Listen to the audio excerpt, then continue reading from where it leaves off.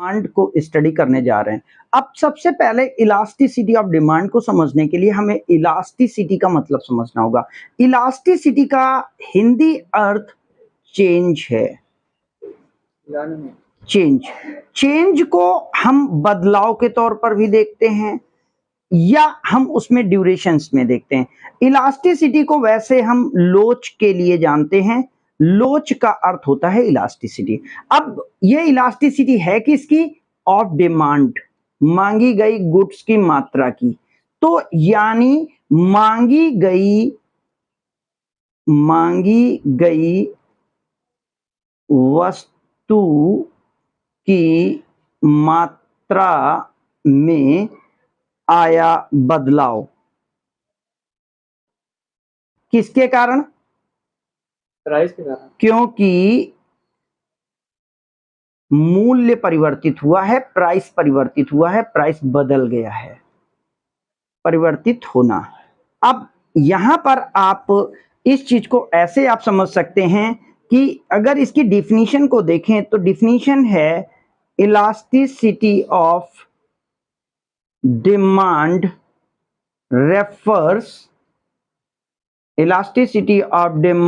refers to the responsiveness change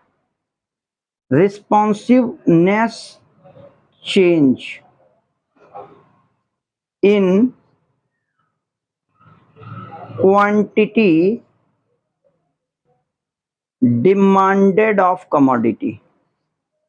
आप यहां पर आप इस चीज को याद रखेंगे कि जो हमारी गुड्स है उसकी क्वांटिटी में चेंज आया है due to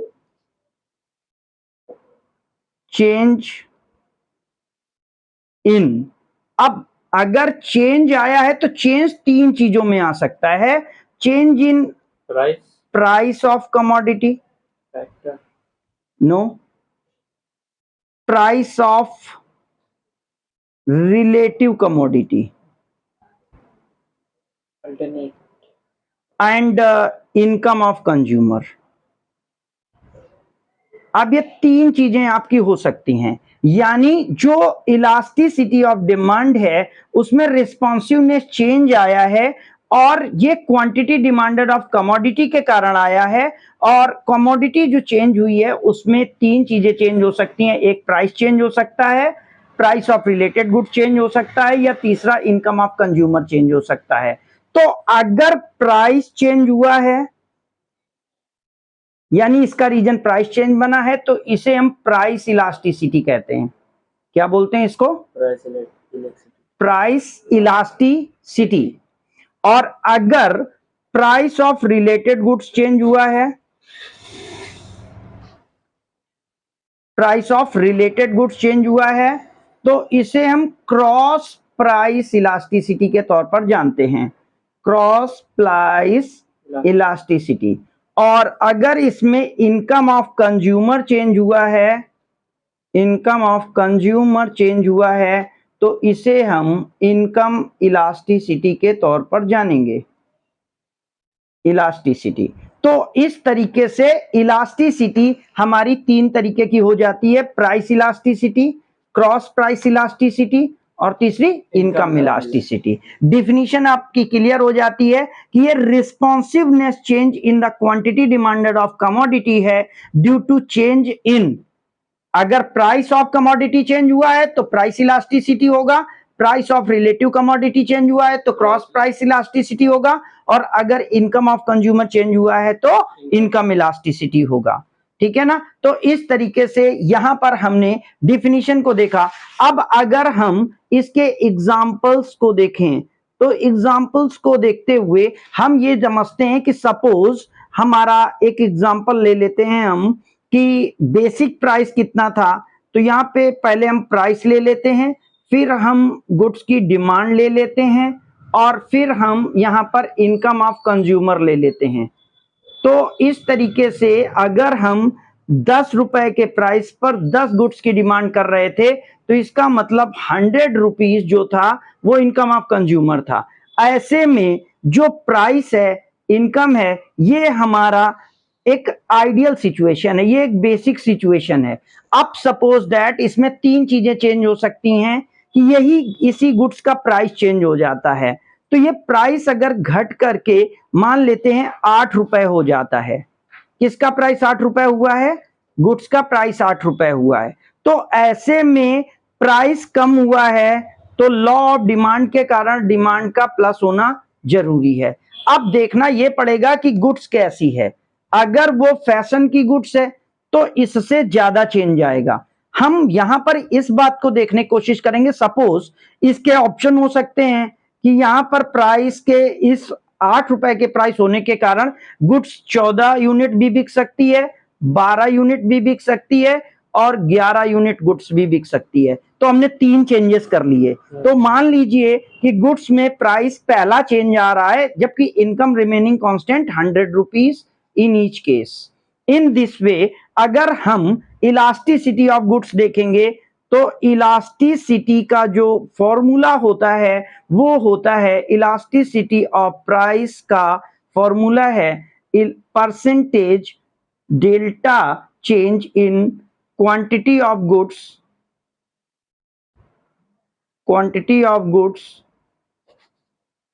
delta percentage change in price of goods. यानी प्राइस गुड्स का जिस लेवल पर चेंज हुआ है परसेंटेज पे, उस परसेंटेज पे हमारा इनकम कितना चेंज हुआ है। तो यहां पर कितने का डिफरेंस आया? ये हमारा 2 यूनिट का डिफरेंस आया, -2 का। और किसके रेफरेंस में आया है? 10 रुपीज के। तो जब हम परसेंटेज चेंज इन प्राइस देख रहे हैं तो कितना हो रहा है? 2/10 मल्टीप्लाई 100। अब यहां पे क्या हो रहा है कि इसको हम चेंज करने के लिए कैसे निकालते हैं? Delta P upon P multiply 100। जहां पर हमारा डेल्टा पी है ये चेंज इन प्राइस है, delta P change in price है और पी ओल्ड प्राइस है और 100% के लिए हो गया। तो यहां पे 2/10 इक्वल टू 100, ये 10/10 और ये हमारा कितने परसेंट चेंज हुआ? 20%। 20% चेंज किसमें है? डेल्टा प्राइस पे। अब हम यहां पर देखेंगे कि मान लीजिए पहली यूनिट के रेस्पॉन्स में तो 4 गुड्स का चेंज हुआ है, गुड्स 4 बढ़ी हैं। तो यहां पे delta percentage change in demand equal to कितना आएगा? तो यहां सेम फॉर्मूला लगेगा, delta Q upon Q multiply 100। Again change in demand, ये जो डेल्टा क्यू है चेंज इन डिमांड है एंड क्यू ओल्ड डिमांड है एंड अगेन 100 आपका परसेंट के लिए आया है। इन दिस वे हमने चार डिवाइडेड बाय 10 मल्टीप्लाई 100। अब 10 से इसको 10 को डिवाइड करेंगे तो ये हमारा 40% आया। इन दिस वे अगर इलास्टिसिटी के फॉर्मूले पर हम इसको पुश करते हैं, पुट करेंगे तो इलास्टिसिटी कितनी आई हमारी? Elasticity equal to 40% upon 20% equal to 2 आता है।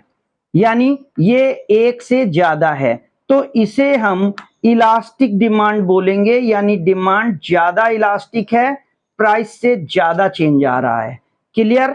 अब अगर इसी तरीके से हम इस सिचुएशन को देखें कि हम 12 रुपए प्राइस देखें, 12 यूनिट आई है, तो अगर इसको हम 12 यूनिट का चेंज देखें तो यहां पर 2/10 मल्टीप्लाई 100 इक्वल टू 10, 20% डिमांड में चेंज आया है। अगर सेकेंड चेंज को माने तो यहां पर हम 20% change in demand, delta Q equal to delta P percentage में, तो 20% अपॉन 20% इक्वल टू 1%, 1 आता है। तो ये क्या है? ये यूनिटरी इलास्टिक हो जाती है, इसको यूनिटरी इलास्टिक डिमांड बोलते हैं। और इसको इसलिए यूनिटरी इलास्टिक डिमांड बोलेंगे क्योंकि जितना चेंज हमारे प्राइस में आया था उतना ही प्राइस डिमांड में भी चेंज आया है, तो इक्वल चेंज आ गया। और अब अगर हम 11 यूनिट चेंज मानते हैं तो 11 यूनिट का जो चेंज है वो 1 यूनिट चेंज हुआ है 10 यूनिट के रिस्पॉन्स में। तो यहां पर हमारा ये 10/10 इक्वल टू 10% डेल्टा क्यू हो रहा है।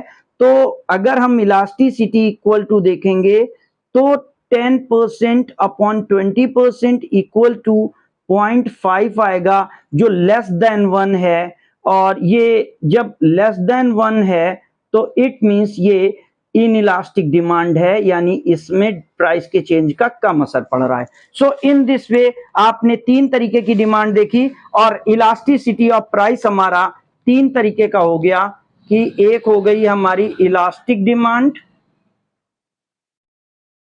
Unitary elastic demand, unitary elastic demand, और एक हो गया इन इलास्टिक डिमांड।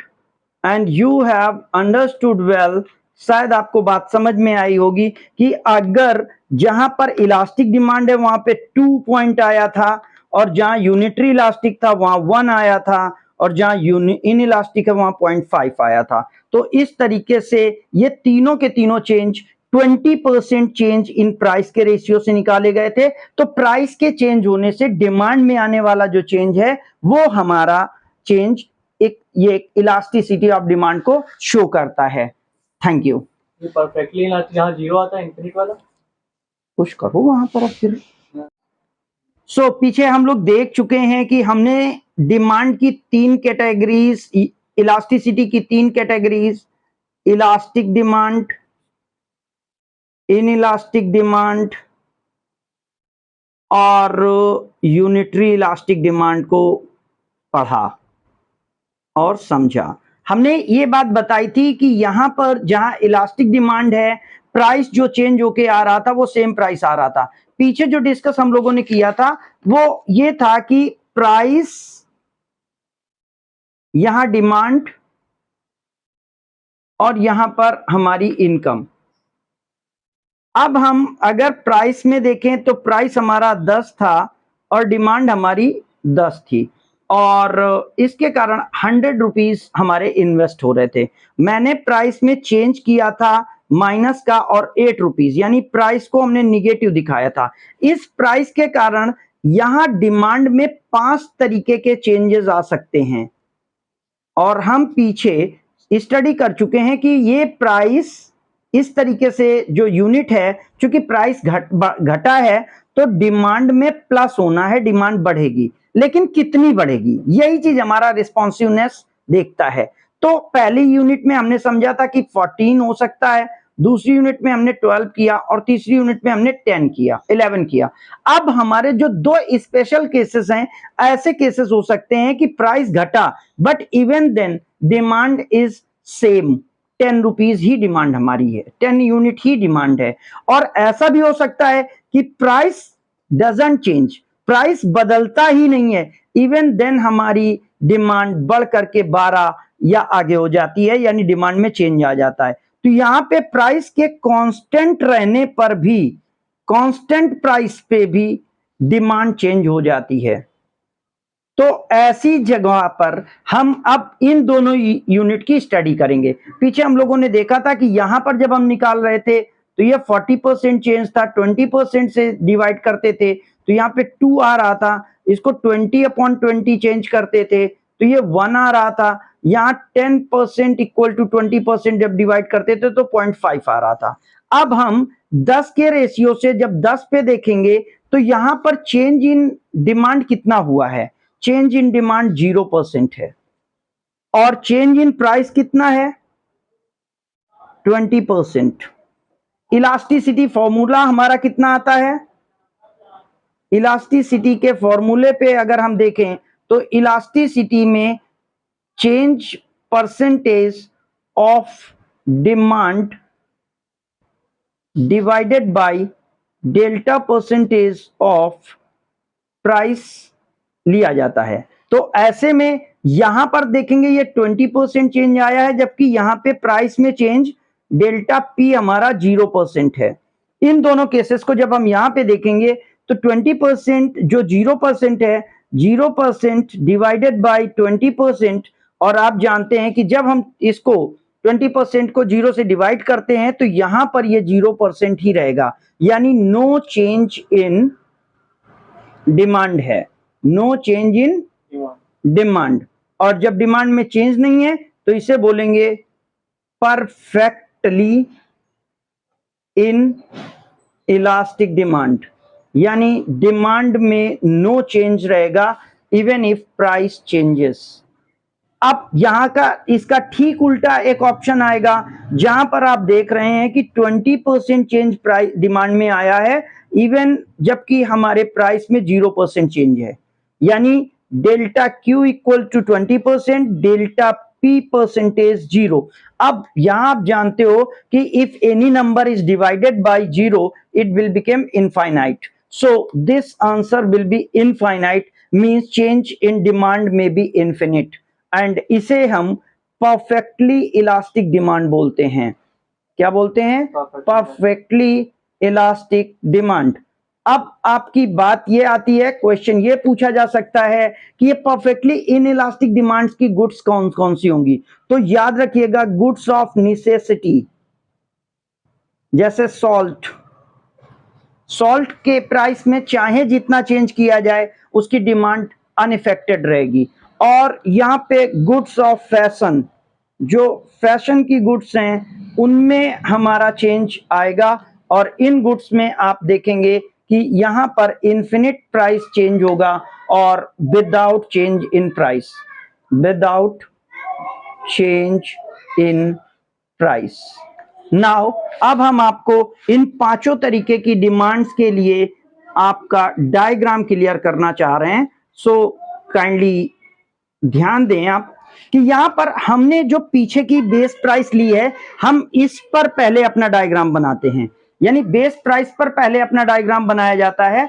तो बेस प्राइस हमारा क्या था, हम इस बेस प्राइस को पहले डिस्कस कर लेते हैं कि ये बेस प्राइस क्या था। तो बेस प्राइस के लिए ये 3 तरीके के डायग्राम, हम 5 तरीके के डायग्राम आपको यहाँ पे दिखाएंगे, और बाद में ये पांचों तरीके के डायग्राम आपके एक बुक में आ जाए, एक ही डायग्राम में आएंगे। ओ एक्स वाई, ओ एक्स वाई, ओ एक्स वाई, ओ एक्स वाई, ओ एक्स वाई। नाउ यहां पर आपको हम पांचों डायग्राम्स में ये बात बता दें कि ओ वाई एक्सिस जो है ये आपका प्राइस ऑफ गुड्स को रिप्रेजेंट कर रहा है, और ओ वाई एक्सिस जो है, ओ एक्स एक्सिस जो है ये गुड्स क्वांटिटी दिखाती है, गुड्स के क्वांटिटी को शो कर रहा है। एंड सपोज हम बेसिक प्राइस 10, चूंकि हमारा बेसिक हमने लिया था कि 10 प्राइस पर 10 क्वांटिटी सेल सोल आउट हो रही थी, तो हम यहां पर इस तरीके से इसको देखेंगे कि ये 10 पॉइंट्स पर 10 हर एक में यही रहेगा। और अब हम यहां पर 10 10 10 10 10 10 10 10। नाउ अब पहली कंडीशन में देखते हैं। सपोज हम मान लेते हैं कि यहां पर पहली कंडीशन थी जहां पर की डिमांड 10 to 14 हुई थी, ये कंडीशन थी 10 to 12 की, और यहां पर 10 to 11 को शो करेंगे, यहां 10 to 10 को शो करेंगे, यानी चेंज नहीं हुआ है, और यहां पर 10 to 12 को चेंज करेंगे while price is no change. यहां तीनों में जो प्राइस का चेंज था, प्राइस में 20% चेंज आया था, यानी प्राइस 10 to 8 हुआ था।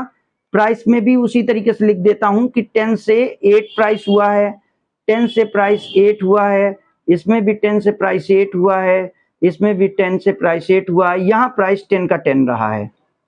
तो अब यहां पर चेंज इन प्राइस ये है और चेंज इन डिमांड ये है। क्लियर? अब यहां पर अगर आप देखें तो प्राइस चेंज कितना हुआ है, 10 to 8 हुआ है, तो प्राइस कितना बढ़ा है, घटा है, घटा है। प्राइस कितना घटा है, 20%। तो सपोज देन मान लेते हैं कि ये 20% का सिंबल है, इस जगह से हम 20% का ले लेते हैं, तो प्राइस घटा है, तो डिमांड क्या होगी, बढ़ेगी। बट डिमांड कितनी बढ़ी है, डिमांड प्राइस से ज्यादा बढ़ी है, यानी प्राइस 10 to 8 हुआ है तो ये 10 to 14 हुआ है। रिजल्टेड डायग्राम फ्लैटर जाएगा और इसे हम इलास्टिक डिमांड बोलेंगे। क्या बोलेंगे, इलास्टिक डिमांड। Elastic demand. ये कंफर्टेबल गुड्स में होती है, गुड्स जो कंफर्ट के लिए यूज की जाएंगी, उन गुड्स में ये चीज होगी। अब दूसरे में देखते हैं 10 to 8 का प्राइस हुआ है तो प्राइस यहां आया और डिमांड भी 10 to 8 बदली है, तो इसमें जितना प्राइस में चेंज आया है उतना ही केवल डिमांड में चेंज होता है। यहाँ पे चेंजेस देखेंगे, ये देखिए, ये इससे ये ग्रेटर है, यहाँ पर इक्वल चेंज आया है, ये यूनिटरी इलास्टिसिटी इक्वल टू 1 लिखेंगे, यहाँ इलास्टिसिटी ग्रेटर देन 1 लिखेंगे। और यहाँ पर ये जो प्राइस आया है 10 to 8, 10 to 1, तो यहाँ पे प्राइस 10 to 8 आया है बट डिमांड में बहुत कम चेंज आया है, डिमांड 11 हुई है, तो ये स्टीपर बनेगा, ये फ्लैटर बनेगा, ये 45 डिग्री एंगल और ये स्टीपर बनेगा। इसको बोलेंगे इनइलास्टिक डिमांड, इसको बोलेंगे इनइलास्टिक डिमांड, लेस देन 1, तो इलास्टिसिटी लेस देन 1 इसका सिंबल हो जाएगा, ठीक है। और यहां पर अगर देखें तो प्राइस में चेंज हुआ है 10 to 8 but quantity remaining constant, resulted यही डायग्राम रहेगा और इसे हम इलास्टिसिटी इक्वल टू 0 बोलते हैं, इसे हम परफेक्टली इनइलास्टिक बोलते हैं, परफेक्टली इनइलास्टिक। और यहां पर प्राइस चेंज ही नहीं हुआ है, इवन देन डिमांड में 12 चेंज आ गया है, तो इसे हम बोलेंगे परफेक्टली इलास्टिक, इसे बोलेंगे परफेक्टली इलास्टिक डिमांड और इसे बोलेंगे elasticity equal to infinite. So in this way ये 5 तरीके की इलास्टिसिटी थी जिसको डायग्राम के माध्यम से हम लोगों ने समझा। Thank you.